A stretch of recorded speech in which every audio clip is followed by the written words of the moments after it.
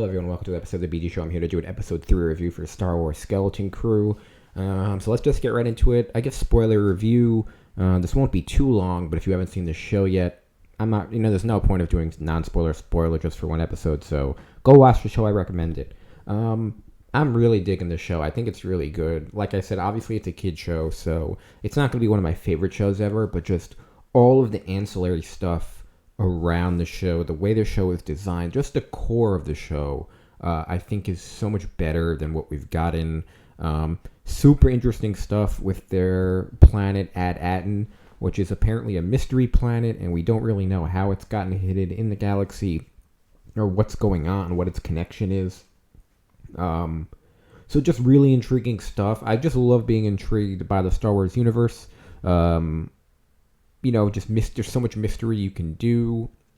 Mixing, this is kind of the mystery that we need, right? Mixing in like all the lore you know about Star Wars, but now there's a new planet and you're trying to think, okay, where is it?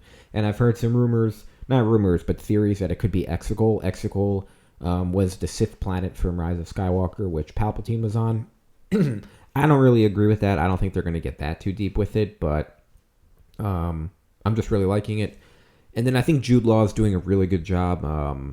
Is he a Jedi? Is he not a Jedi? We'll still see.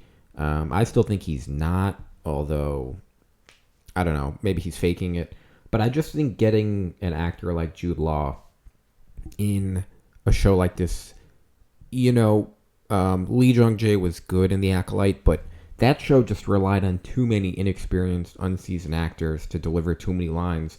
With this, you just have Jude Law, you plug him in.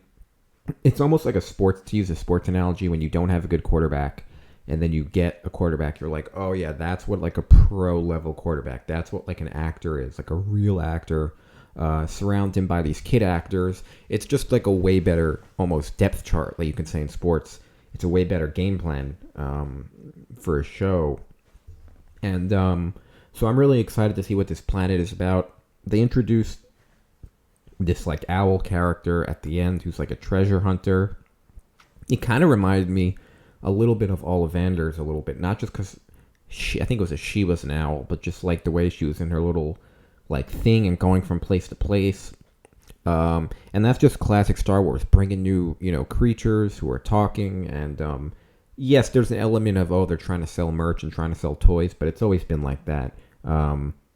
So I just think this is a really quality show. I'm excited to see where it goes. And, I think it's good to have a kid show. It's good to have something for the next generation of fans to get into. Like, what are you going to show a kid right now other than the animated stuff?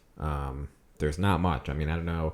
If you're 6 or 7 years old, you're going to sit through Phantom Menace. You might like the lightsaber fights, but you're not going to like all of the politics. So I think it's good for Star Wars to have this show, and people need to start anticipating the future, right? Like, our perception of it is different. Like 10 years from now, 15 years from now, 20 years from now, when you fire up Disney Plus and you see, Skeleton Crew, what's that about? It's good for them to just have content like this in their library. They're still building out a huge catalog of stuff. You got to remember, when Disney Plus was built, Pixar already had their catalog, right? We already had that. We already had the animated shows, but Star Wars didn't really have a catalog. It's still building it. So I think shows like this are important.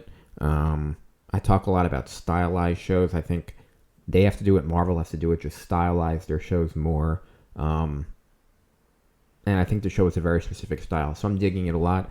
Let me know you guys think in the comments. I would recommend watching it if you haven't seen it yet. It's 3 episodes in, I believe, of an 8-episode season. Thanks, guys, for watching. And as always, I'll see you on the next one.